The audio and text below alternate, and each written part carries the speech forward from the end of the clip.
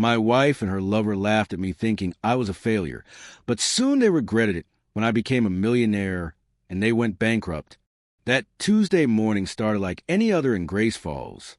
Cold dust in the air, coffee that tasted like disappointment, and me, Oliver Thorne, replacing worn gaskets on another ancient compressor.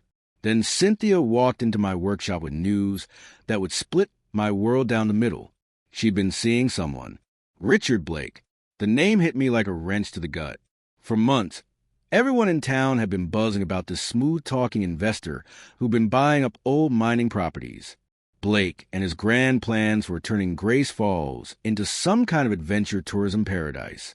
I'd heard the whispers at Murphy's bar, caught fragments of excited conversations at the grocery store, watched neighbors suddenly walking with more spring in their step. But I never imagined my wife of 12 years was part of Blake's fan club. She told me they'd been talking, meeting for coffee.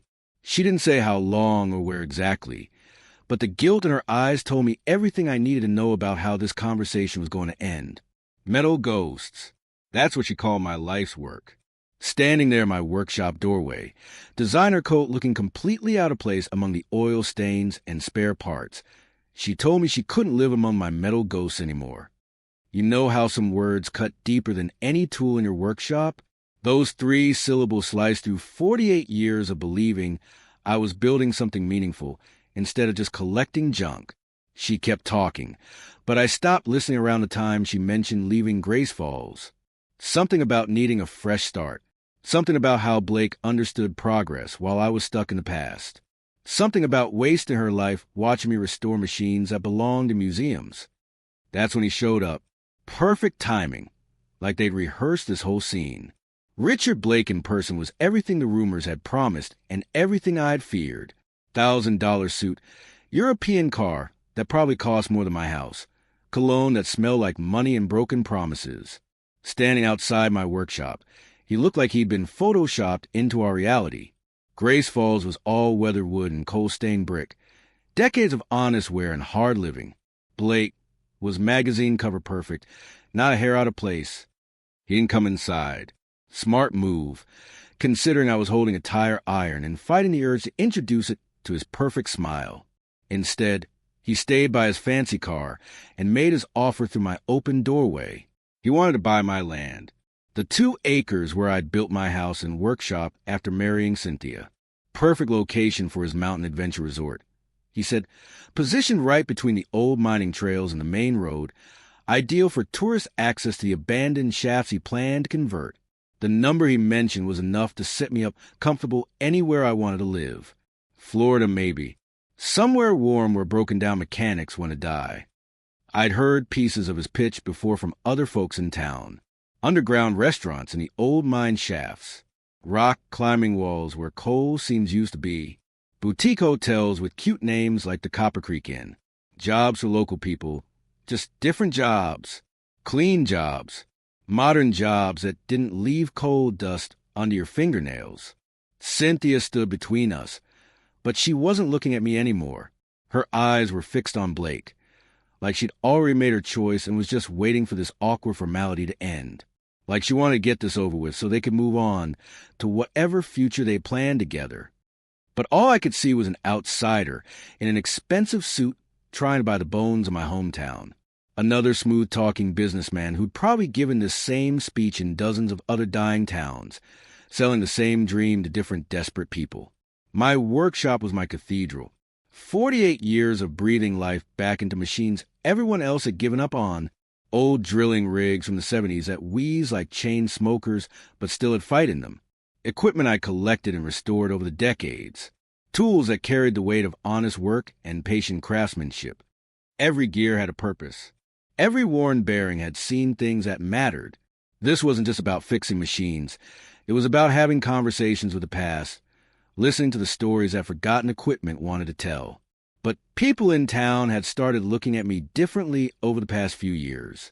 Like I was some kind of dinosaur who couldn't accept extinction. They'd whisper, "Why is he bothered with all that old stuff? Everything runs on computers now. He's living in the past while the world moves on." It was like telling an artist that paint brushes were obsolete because Photoshop existed. They didn't understand that preservation wasn't about refusing change. It was about remembering what we built our lives on before we threw it all away for something shinier. Blake seemed to understand the locals' frustration, though. Grace Falls had been dying a slow death since the last mine closed in '98. Young people left for college and never came back. Main Street had more empty storefronts than open businesses. Half our streetlights had been broken for months because the city council couldn't afford repairs.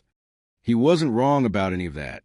Our town was bleeding people and hope in equal measure.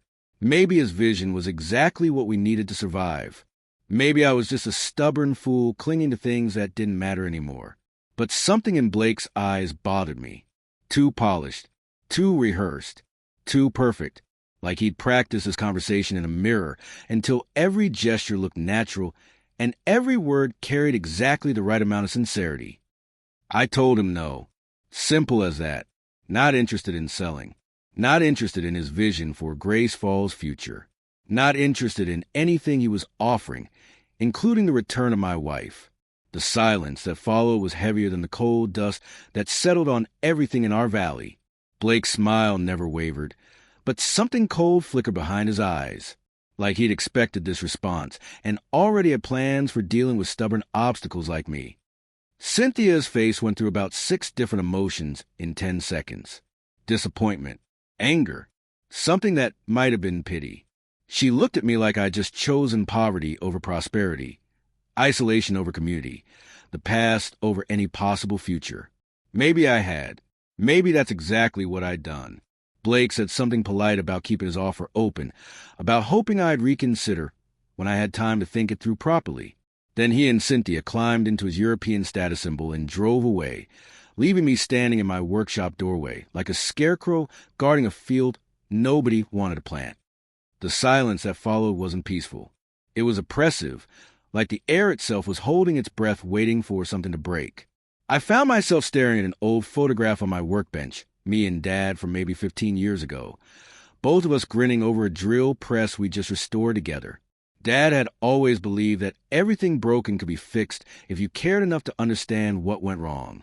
He'd spent his whole life proving that theory, first in the mines, then in our family workshop, teaching me that every machine had a soul worth saving. But now the mines were closed. My marriage was over, and apparently, my whole way of life was just an expensive hobby that needed to end so progress could march forward over the bones of everything I'd ever cared about. Life is like an old engine, my father used to say. Sometimes it coughs and sputters. Sometimes it refuses to start at all.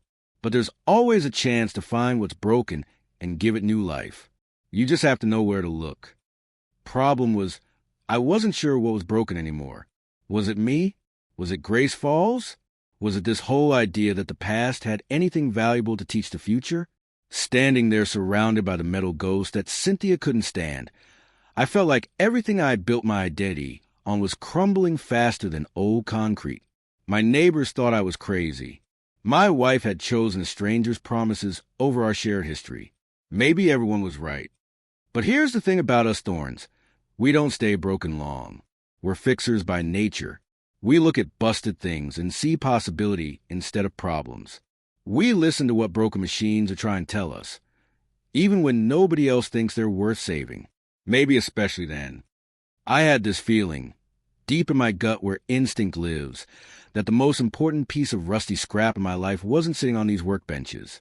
It was waiting somewhere I hadn't looked yet, in a place where the real story of my family had always lived, where the heartbeat of Grace Falls had been pulsing quietly for decades, just waiting for someone to listen closely enough to hear it.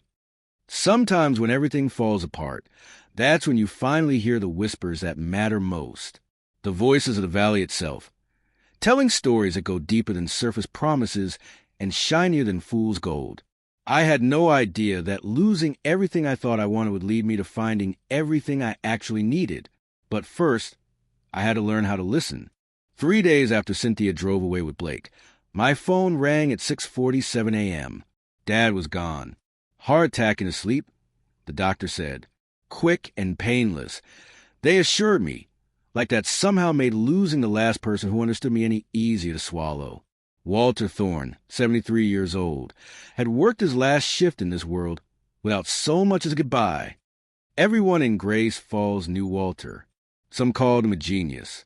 Others whispered he was just a crazy old professor with a wrench addiction. Truth was, he was both. Self-taught engineer who'd spent 30 years working the mines, then another 20 in his barn workshop, tinkering with ideas that made most people shake their heads and mutter about wasted time. But Walter never cared what people thought. He had this way of looking at broken things like they were puzzles waiting to be solved rather than trash waiting to be thrown away. The funeral was small. Grace Falls doesn't do big ceremonies anymore.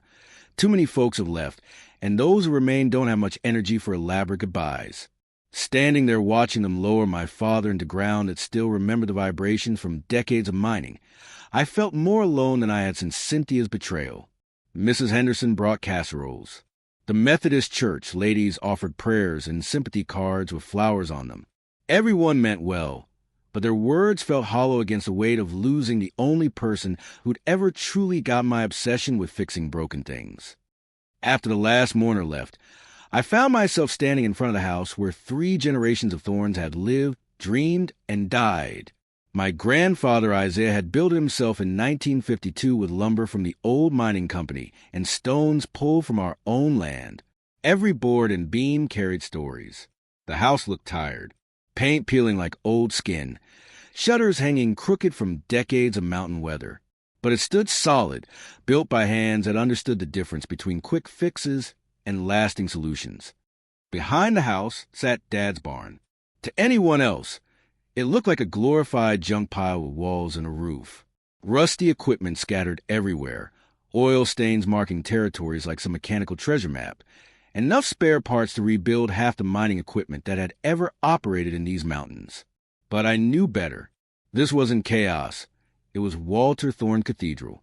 Every tool had its place. Every project its purpose. Dad had spent countless hours in there, and now it was mine to figure out. Walking into that barn felt like stepping into his mind. The smell hit me first, motor oil, metal dust, and something else I'd never been able to identify. Maybe it was the scent of possibility itself, or just decades of determined tinkering by a man who refused to accept that anything was permanently broken. Clearing out Dad's workshop became like archaeological excavation in my own childhood. Decades of tools, spare parts, and experimental contraptions that defied easy explanation. Some I remembered from visits during high school. Others looked like they belonged in science fiction movies. I'd started this project thinking it would take a weekend. 3 days later, I was still finding surprises buried under layers of Dad's organized chaos. Hand-forged wrenches from the 1940s. Electrical components that look homemade but function better than factory parts. Notebooks filled with calculations that would make MIT professors jealous. Dad had always been different. While other miners focused on extracting coal, Walter studied the mountain itself. He'd measure vibrations, track geological patterns, and fill notebooks with theories about the Earth's hidden rhythms that most people dismissed as harmless eccentricity. That's when I found it.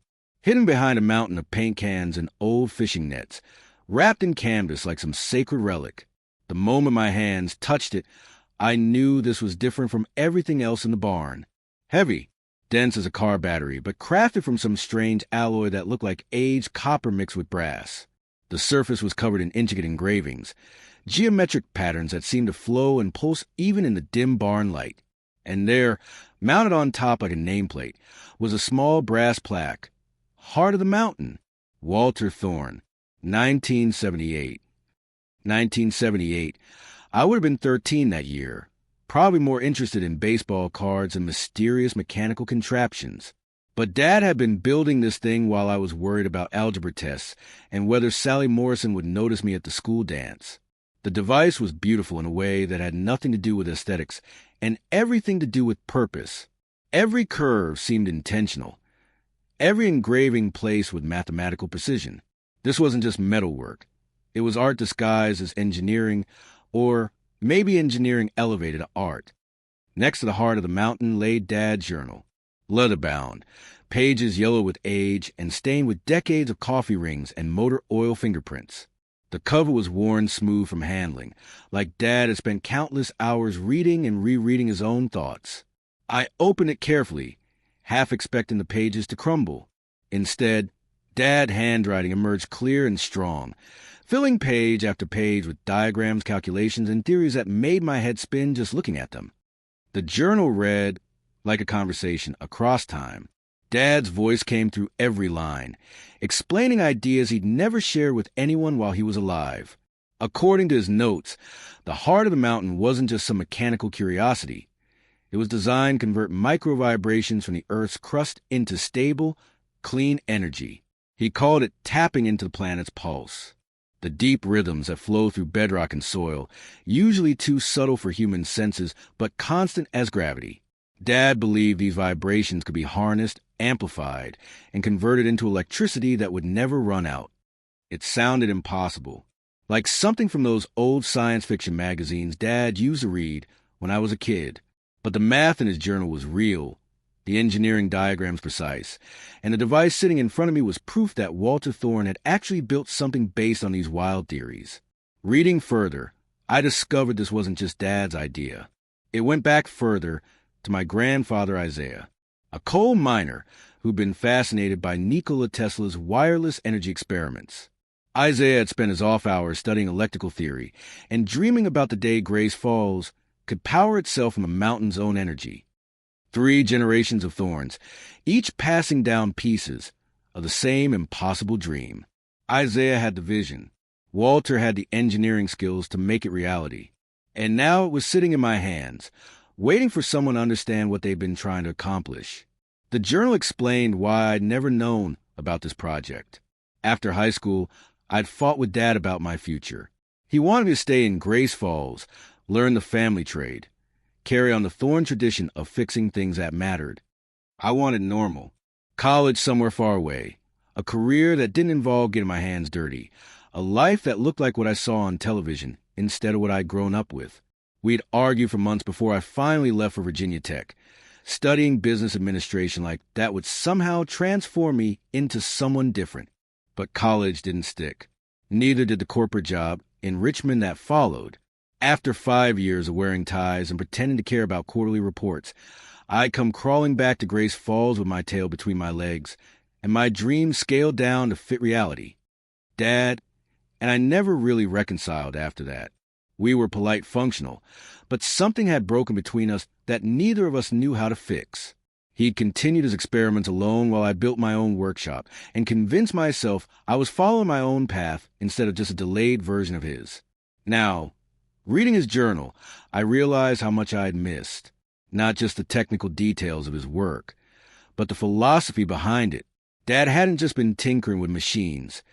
He'd been trying to heal the relationship between humanity and the earth that had given us everything. The mining industry had always been about taking, extracting coal, removing resources, leaving empty spaces behind. But Dad's vision was different. He wanted to work with the mountain instead of against it, to find energy that didn't require destruction or depletion. His notes described Grace Falls as a living organism with its own heartbeat. The geological formations that made our valley perfect for mining also made it ideal for capturing the Earth's subtle vibrations. We weren't just sitting on top of coal deposits. We were positioned at the intersection of energy flows that had been pulsing to the planet for millions of years. I found myself remembering conversations from childhood that I dismissed as Dad's harmless eccentricity. How he'd take me into the old mine shafts and make me stand perfectly still, listening for sounds that weren't quite sounds. The way he'd place his hand against tunnel walls and gnawed like the rock was telling him secrets. At the time, I thought he was just being weird. Now I understood he'd been teaching me to feel the mountain's pulse, to recognize that the earth beneath our feet was alive in ways most people never considered. The journal entries from the late 1970s revealed the heart of the mountain's basic operating principle. The device was designed to resonate with geological microvibrations, amplifying them through a series of precisely tuned chambers and converting the resulting mechanical energy into electrical current. Dad had tested smaller versions in the mine shafts, powering work lights and equipment with energy drawn directly from the mountain itself. The results had been promising enough to build this larger prototype, but then something had happened that made him hide the project away. Reading between the lines of his increasingly cautious notes, I pieced together the story. Other people had learned about Dad's experiments. Mining company executives who saw his work as a threat to their coal-based profits. Local politicians who couldn't understand technology that didn't fit their narrow vision of economic development. Dad had been pressured to abandon his research, not directly threatened, but made to understand that continuing this work might bring unwanted attention to our family. So he'd hidden the heart of the mountain and continued his experiments in secret, waiting for the right time to reveal what he'd accomplished. That time had never come. The mining companies had collapsed anyway, taking Grace Falls' economy with them. The politicians had been voted out or moved away, and Dad had grown old waiting for a world that was ready to listen to ideas that sounded too good to be true. But maybe that time was now. Maybe losing Cynthia and facing Blake's corporate colonization of our valley was exactly the wake-up call I needed to understand what my family had been trying to accomplish all along. Sitting in that barn, surrounded by 3 generations of Thorn ingenuity, I felt something click into place. Not just understanding of how the heart of the mountain worked, but why it mattered. This wasn't just about clean energy or saving money on electric bills. This was about Grace Falls remembering how to listen to the land that had shaped us, about finding solutions that grew from the ground up instead of being imposed from outside by smooth-talking investors with European cars and empty promises. The loudest truths often hide in the quietest places. Dad had spent decades whispering to machines and mountains, and now his voice was finally reaching me through pages of careful calculations and hopeful dreams. The deepest conversations with parents sometimes only begin after they're gone, when their words can finally penetrate the noise of our own stubborn assumptions about how the world works. I held the key to Grace Falls' future in my hands. Not Blake's sanitized vision of adventure tourism and boutique hotels, but something that grew from our valley's own bones and blood. The legacy of my family's impossible dream, finally ready to wake up. But would the people who saw a profit in keeping things broken let me bring this dream to life? Or would they fight to protect their own plans for Grace Falls, even if it meant burying the most important discovery our valley had ever produced? That question would have to wait. First, I needed to understand exactly what Dad and Grandpa Isaiah had built. Then I needed to figure out if a stubborn mechanic with grease under his fingernails could succeed where 2 generations of brilliant Thornmen had been forced to wait. The heart of the mountain was more than just a machine. It was proof that some dreams are worth the patience to see them through. I started working. Dad's tools from the barn, his memories bleeding through every page of that journal. That was all I needed, or so I thought. Turns out the path to a brighter future wasn't paved with coal dust, but with the mud of betrayal and the kind of small-town politics that would make Washington, D.C. look honest by comparison. The heart of the mountain sat in my workshop like a sleeping giant, waiting for someone smart enough to wake it up. I spent every spare moment studying Dad's notes, trying to decode decades of careful engineering wrapped in handwriting that looked like chicken scratches after a few too many beers. But word travels fast in a town like Grace Falls, especially when you start asking the hardware store about specialized electrical components and making trips to the county library to research geological surveys from the 1970s. Pretty soon, everyone knew Oliver Thorne was up to something weird again. Most folks just shook their heads and muttered about the Thorne family's strange obsessions. But some people, the wrong people, started paying attention for all the wrong reasons. Richard Blake hadn't disappeared after Cynthia chose him over me. If anything, he doubled down on his plan for Grace Falls. The man was everywhere. City council meetings, chamber of commerce dinners, anywhere local power brokers gathered to decide our valley's fate. Always smiling, always promising, always making plans that somehow required getting rid of inconvenient obstacles like the crazy mechanic with the impossible machine. Blake had brought reinforcements too. Garrison Brooks, his business partner, and the kind of lawyer who could find loopholes in the 10 Commandments. Where Blake was smooth charm and expensive suits, Brooks was all sharp edges and calculated intimidation. I should have seen the bureaucratic assault coming. One week, I was a regular citizen fixing broken equipment in my own workshop. The next week, I was drowning in permit applications, zoning violations, and environmental impact assessments that appeared out of nowhere like paperwork tornadoes. Suddenly my workshop needed commercial permits. My electrical work required licensed contractor oversight. The old mining equipment I restored was classified as potential environmental hazards requiring expensive disposal procedures. Every trip to the county courthouse felt like walking through quicksand. Forms that led to more forms. Fees that multiplied faster than rabbits in springtime. Inspectors who showed up unannounced and found violations in equipment that had been sitting unchanged for decades. The message was clear even if nobody said it outright. Give up this foolishness and sell your land to Blake, or watch us bury you in red tape until you can't afford to breathe without a permit. But the real gut punch came when I decided to fight back the American way, by taking my case to the people. Grace Falls still held monthly town meetings, mostly attended by retirees with nothing better to do, and local business owners tried to squeeze every penny from our dying economy. I figured if I could just explain what Dad had built, show them the possibilities, maybe common sense would win over corporate manipulation. I prepared for weeks, practicing my presentation in the mirror, trying to find words that would make the heart of the mountain sound like salvation instead of science fiction. The meeting was held in the old high school gymnasium, same place where I graduated 30 years earlier. About 40 people scattered across bleachers that used to hold hundreds during basketball games back when Grace Falls had enough kids to field a team.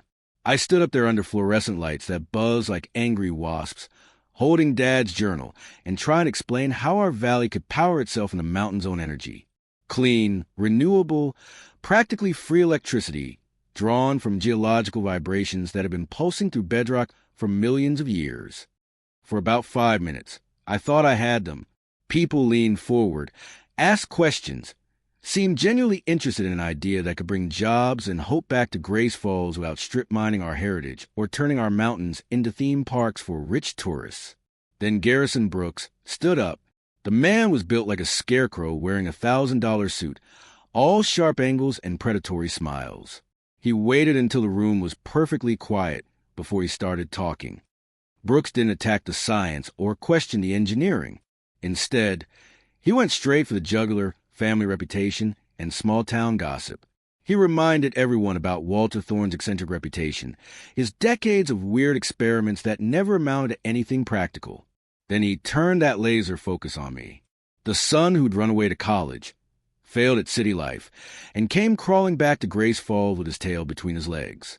The middle-aged bachelor whose own wife had left him for a man with real vision and genuine opportunities. The coup de grace came when Brooks pulled out a folder filled with what he called expert geological surveys. Professional assessments that proved our valley's rock formations were completely unsuitable for the kind of energy extraction I was proposing. Scientific evidence that the Thorne family's generations of amateur tinkering were based on fundamental misunderstandings of basic physics.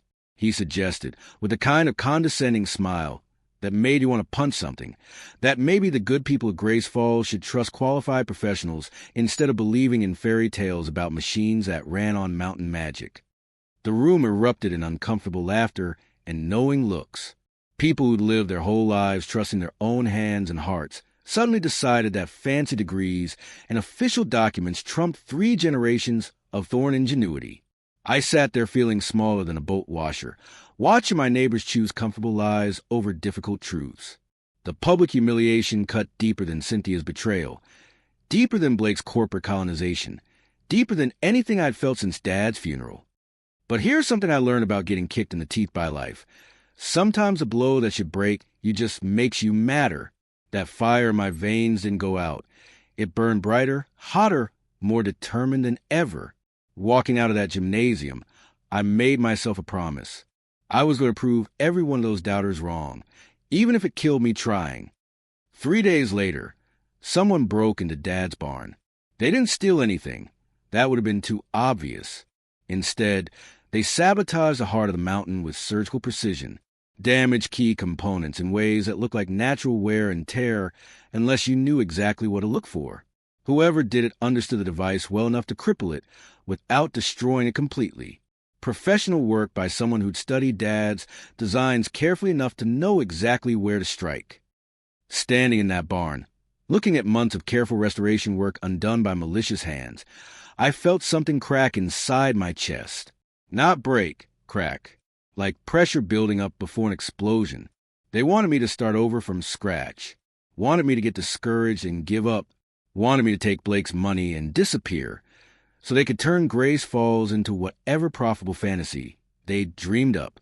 I almost did it, almost packed up the damaged pieces and admitted defeat, almost called Blake's lawyer and asked about that land sale offer. Almost.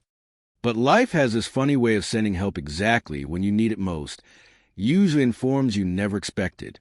For me, help arrived in the shape of Dr. Claire Morgan, pulling up to my workshop in a battered Jeep Cherokee that looked like it had survived several geological expeditions. Claire was a geology professor from the State University down in Grace Falls to study what she called unique seismic anomalies in our mountain range. Apparently, our valley showed up on instruments as having unusual vibrational patterns that didn't match standard geological models. She'd heard about my town meeting disaster through the academic grapevine. Someone had posted Brooks' demolition of my presentation on social media, complete with mocking commentary about backwards mountain folk and their crazy theories about Earth energy. But Claire wasn't laughing. She was curious. Professional curiosity mixed with a kind of scientific instinct that recognizes genuine mystery hiding behind local folklore. I was skeptical at first. Another outsider showing up to study us like we were specimens in a jar. Another educated professional ready to explain why everything we believed about our own land was wrong. But Claire was different. She listened instead of lecturing, asked questions instead of making pronouncements. And when I showed her dad's journal and the damaged heart of the mountain, her scientific skepticism transformed into something that looked a lot like wonder. The equations in Walter's notebook weren't amateur scribbles. They were sophisticated calculations that anticipated discoveries in seismic engineering that wouldn't be published in academic journals for another decade. The device itself showed manufacturing precision that rivaled anything coming out of university laboratories. Claire spent 3 days going through Dad's work with a kind of methodical thoroughness that only comes from years of academic training. By the end, she wasn't just convinced that the heart of the mountain could work. She was excited about improving it. Our collaboration started with science, but quickly became something deeper. Claire brought modern geological knowledge to complement Dad's intuitive understanding of our mountain's hidden rhythms. I brought practical engineering skills and a lifetime of listening to what broken machines were trying to say. Working together in that barn, surrounded by 3 generations of Thorn ingenuity, felt like finding a missing piece of myself I hadn't even known was lost. Our conversations moved beyond formulas pretty quickly. Late nights in the workshop, sharing coffee that tasted like motor oil and stories about dreams that most people thought were impossible. Claire talked about growing up in academic circles where new ideas were supposed to be welcome but often got buried under institutional politics. I told her about trying to escape Grace Falls as a young man, only to discover that the place you run from is usually the place you need to understand. About learning that some roots go too deep to abandon, even when everything above ground looks dead. Somewhere between calibrating seismic sensors and rebuilding damaged circuits, I realized I was falling for this brilliant, stubborn woman who believed in impossible things.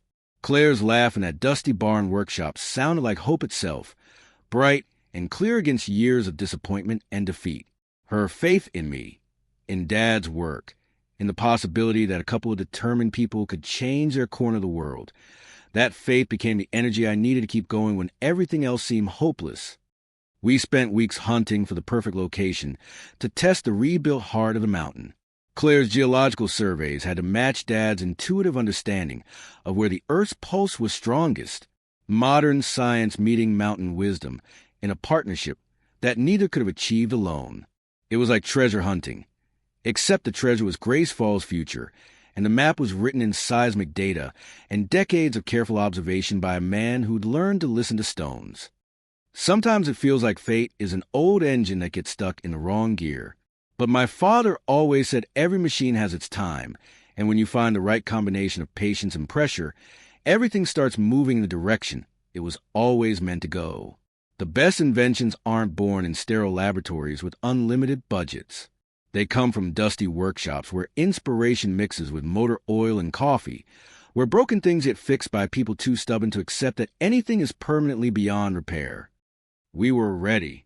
The heart of the mountain waited in that barn like a sleeping giant, rebuilt stronger than before and backed by scientific understanding that Dad could only have dreamed about. Claire's geological data had identified the exact spot where our valley's unique rock formations would amplify the device's resonance. But were we really prepared for what came next? Had we truly found the place where the Earth's breath was strongest? And could we actually activate this impossible machine despite all the obstacles waiting for us in the depths of those old mine shafts? Some questions can only be answered by taking the leap and seeing whether you fly or fall.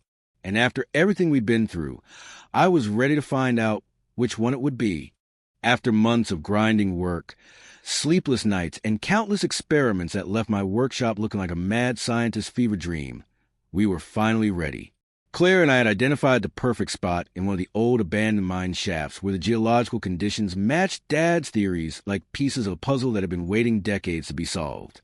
The tension in that mine shaft was thicker than coal dust. You could taste it in the stale air. Feel it pressing against your chest like the weight of 3 generations of thorn dreams all balanced on the edge of a knife. Claire's equipment confirmed what Dad had somehow intuited 40 years earlier. This particular tunnel sat at the intersection of 3 fault lines, creating a natural amplification chamber for the Earth's subtle vibrations. The rock formations here were like a geological tuning fork, ready to resonate with frequencies that most people would never notice. We'd spent weeks preparing for this moment, hauling the rebuilt heart of the mountain down narrow mine passages that hadn't seen human footsteps since the last shift ended in 1998, setting up monitoring equipment that would tell us if we were about to make history or just create an expensive pile of scrap metal. The device sat there in the tunnel like some ancient altar, brass and copper gleaming in our flashlight beams. All those intricate engravings Dad had carved seemed to pulse with their own life, ready to channel forces that had been flowing through these mountains since before humans learned to make fire. I pressed the activation lever. Nothing. Dead silence except for the distant drip of water, somewhere in the darkness behind us. Tried again. Still nothing. My heart dropped faster than a broken elevator, taking 48 years of stubborn hope with it. All those years of Dad's work, all those nights I'd spent rebuilding his dream, all those promises I'd made to myself about proving the doubters wrong, for nothing. I sat there in the tunnel darkness, staring at the wall like it might reveal some cosmic joke I'd been too stupid to understand. The feeling of failure was so heavy I could barely breathe, like someone had parked a coal truck on my chest. Everything we'd sacrificed led to this moment of crushing disappointment. Dad's lifetime of experiments, dismissed by professionals who'd never gotten their hands dirty with real work. My marriage, destroyed by choosing rusty dreams over practical reality. My reputation in Grace Falls, already shattered by public humiliation at that town meeting.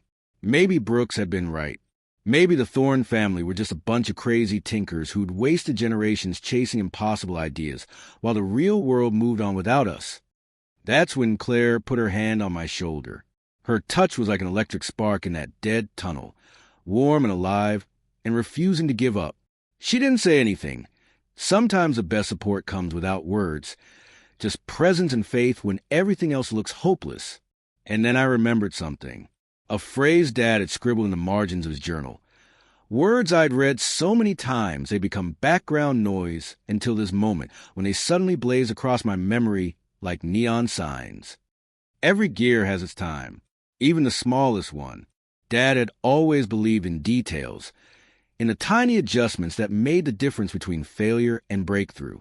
He'd taught me that the most important fixes often involve the smallest changes, the subtle calibrations that transform broken dreams into working miracles. I turned back to the control panel, forcing myself to really look instead of just hoping. There, almost hidden among the brass fittings, was a barely visible indicator showing slight displacement in one of the resonance chambers. Temperature differential. The tunnel was cooler than Dad's original testing environment, which meant the metal components had contracted just enough to throw off the frequency alignment, a microscopic adjustment that would have been invisible to anyone who didn't understand the machine's delicate balance. I held my breath and made the tiniest possible correction to the resonator setting. Click. 1 degree clockwise. Spark. A flicker of light danced across the heart of the mountain's surface like aurora borealis, made of brass and possibility. Then it happened. Real light, clean, steady, beautiful light flowing from the device like liquid electricity. The heart of the mountain hummed with quiet power, drawing energy from vibrations so subtle they were barely measurable, but so constant they might as well have been eternal. It wasn't just illumination, it was vindication. Proof that Walter Thorne hadn't been crazy, that 3 generations of impossible dreams had finally found their moment to become reality. Light emerging from the depths of the earth, from the depths of our family's stubborn faith in things that seemed too good to be true. Claire's geological instruments went crazy, registering energy output that should have been impossible according to conventional physics. But there it was, stable and sustainable and completely renewable, drawing power from the mountain's own heartbeat without disturbing so much as a pebble on the surface. We sat there in that tunnel for hours, watching the heart of the mountain work its quiet magic, while our flashlight batteries died one by one. The device's glow was enough to light our faces, showing wonder and relief and the kind of exhausted joy that comes after fighting impossible odds and somehow winning. Word spreads fast in small towns, especially when Oliver Thorne's crazy machine starts producing enough electricity to power the entire mine shaft complex. Within days, people were lining up to see the impossible made real, including some of the same neighbors who'd laughed at me during that humiliating town meeting. But I wasn't interested in saying I told you so. I was too busy figuring out how to scale up production and turn Dad's prototype into something that could actually change Grace Falls' future instead of just proving a point about mountain energy. That's when I founded Echo Valley Energy. The name felt right. Our power came from the echoes of geological forces that had been reverberating through these mountains for millions of years, amplified by human ingenuity and channeled into practical applications. Starting with that single device in the old mine shaft, we began producing clean, affordable electricity for the entire town. The cost was so low it was almost free, which meant families who'd been choosing between heating bills and groceries suddenly had money for things that actually mattered. But Echo Valley Energy was about more than just cheap power. We hired locally, training people who'd been unemployed since the last mine closed to maintain and operate equipment that their grandfathers could never have imagined. Former coal miners became technicians for devices that drew energy from the same mountains they'd once carved tunnels through. The old mining infrastructure proved perfect for our expansion. Those abandoned shafts and forgotten tunnels became installation sites for additional heart of the mountain units, each one tuned to the specific geological frequencies of its location. Grace Falls started changing in ways that had nothing to do with tourism or boutique hotels. Streets that had been dark after sunset now glowed with reliable illumination. Businesses that had been struggling with utility costs suddenly found themselves profitable again. Young people who'd left for opportunities elsewhere started coming back, drawn by jobs that paid well and work that felt meaningful. The town's resurrection wasn't some artificial transformation imposed by outside investors. It grew organically from our own resources, powered by energy that had always been there waiting for someone smart enough to listen to what the mountains were offering. Within 6 months, my story had spread beyond Grace Falls like ripples in a pond.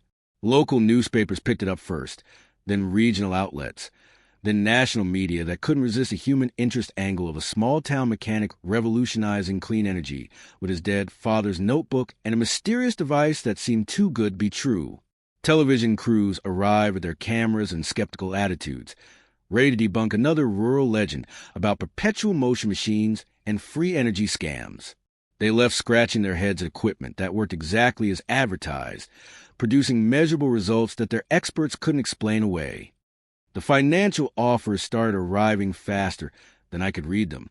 Energy companies wanting to license the technology. Investment firms offering billions for buyouts. Government agencies interested in applications that could transform everything from military bases to space stations. Suddenly, I was worth more on paper than I'd ever imagined possible. Oliver Thorne, the failed businessman who crawled back to Grace Falls with his tail between his legs, was now fielding calls from Fortune 500 executives and venture capitalists who spoke in numbers that required scientific notation. But here's the thing about money. It's just a tool like a wrench or a screwdriver, useful for building things that matter, but worthless if you don't know what you're trying to construct. And what I wanted to build was bigger than any bank account or stock valuation. I invested most of Echo Valley Energy's profits back into the community that had shaped me. Not just Grace Falls, but the entire network of former mining towns scattered throughout our region like forgotten jewels, waiting for someone to polish them back to life. Each town had its own geological signature, its own optimal frequency for drawing power from the Earth's constant vibrations. We established installation teams trained to read local conditions and customize heart of the mountain units for maximum efficiency in each unique environment. The ripple effects were beautiful to watch. Towns that had been dying since the coal industry collapsed suddenly had reasons for hope. Young families moved in. Schools reopened. Main streets that had been lined with empty storefronts began filling with businesses that could afford to operate thanks to virtually free electricity. We weren't just providing energy.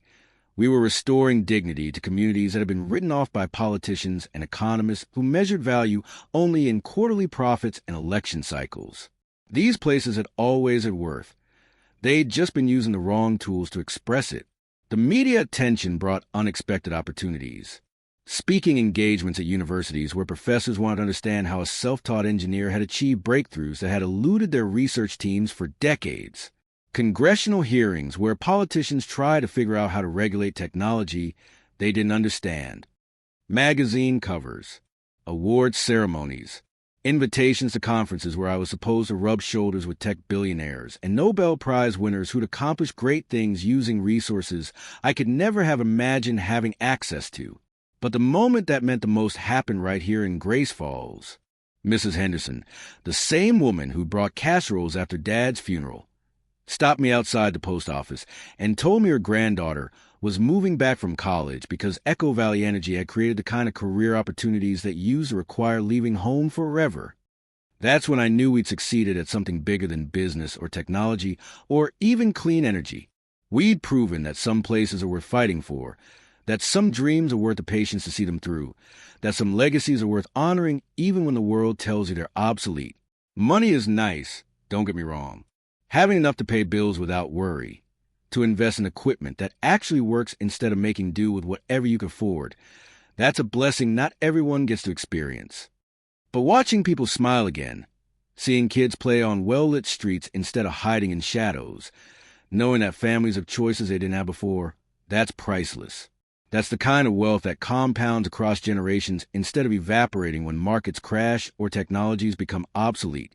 A legacy, like a good engine, needs to keep running long after its builder is gone. And the best legacy runs on something more sustainable than fossil fuels or venture capital or government subsidies. Grace Falls was shining again.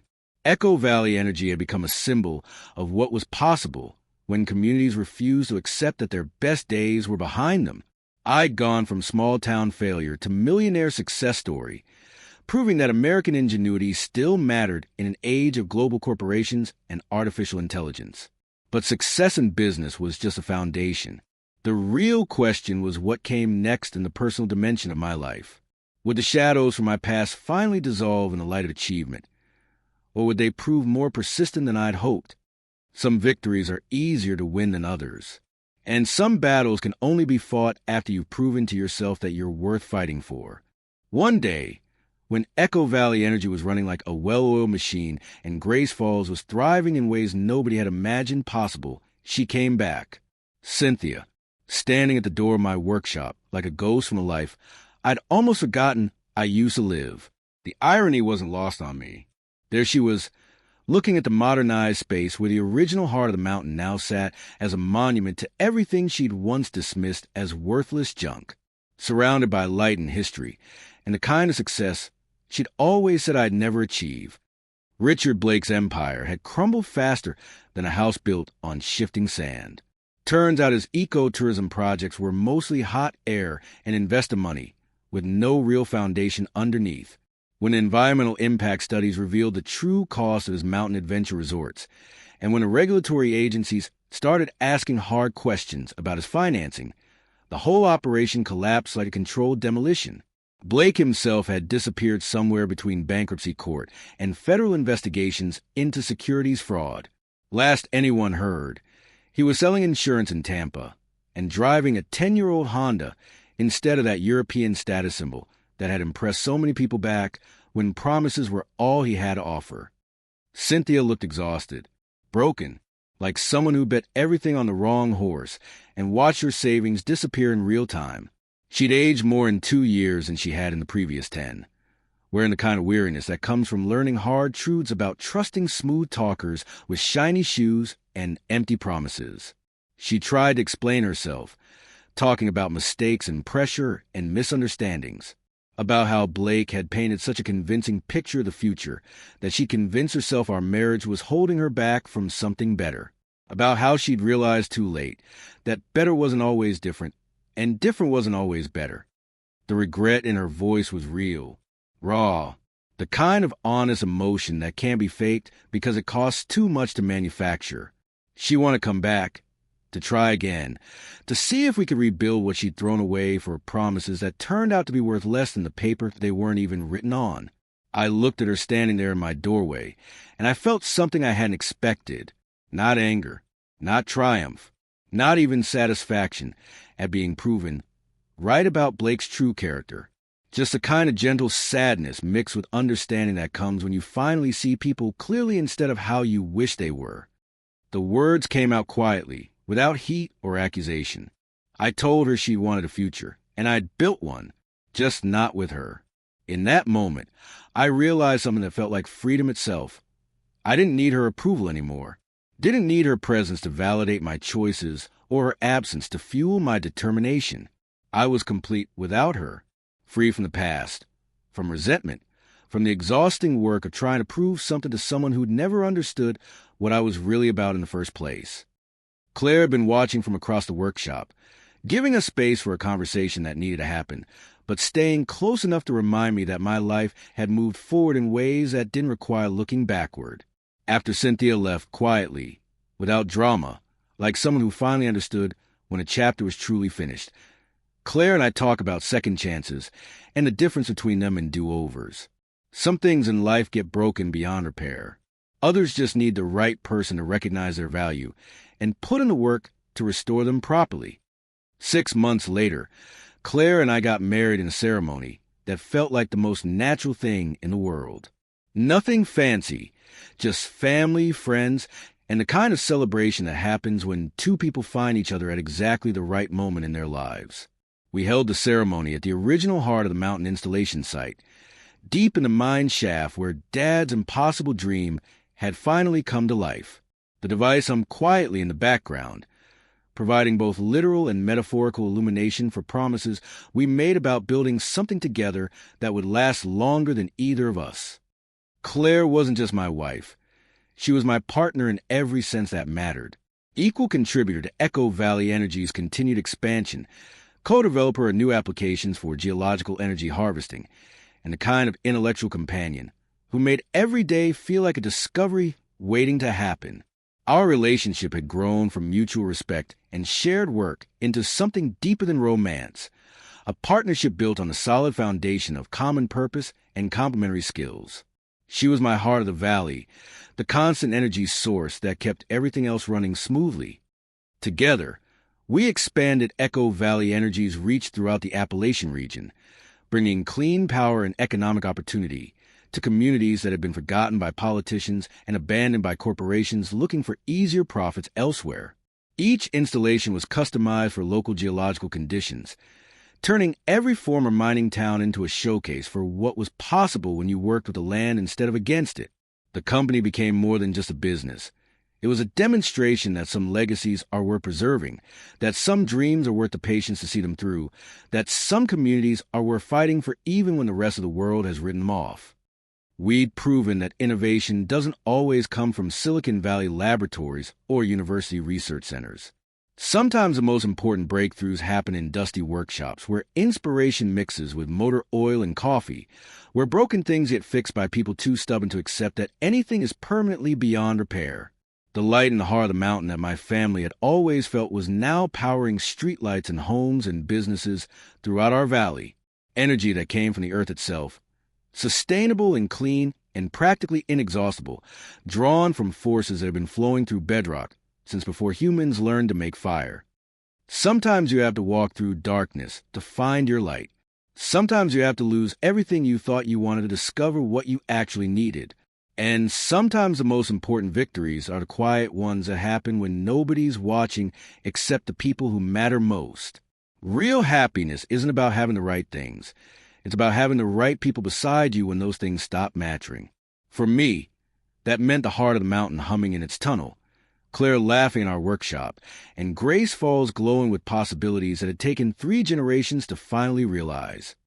The true value of life isn't found in the gold you pull from the earth's depths, but in the light you're able to kindle for others, and in the love that allows that light to burn eternal, passed down through generations of people who understand that some things are worth preserving no matter how long the work takes. That's the legacy Walter Thorne left me, and the legacy Claire and I are building together. Not just clean energy or financial success, but proof that dreams can survive anything if they're rooted deep enough in truth and tended carefully enough by people who refuse to give up on what matters most. Grace Falls shines again, not with the artificial glow of tourist attractions or boutique hotels, but with the steady light of community that remember how to value itself. That's worth more than any amount of money, more lasting than any technology, more powerful than any force except love itself. And love, like energy, is never really created or destroyed. It just changes form, flowing from one generation to the next, waiting for the right conditions to transform impossible dreams into everyday miracles.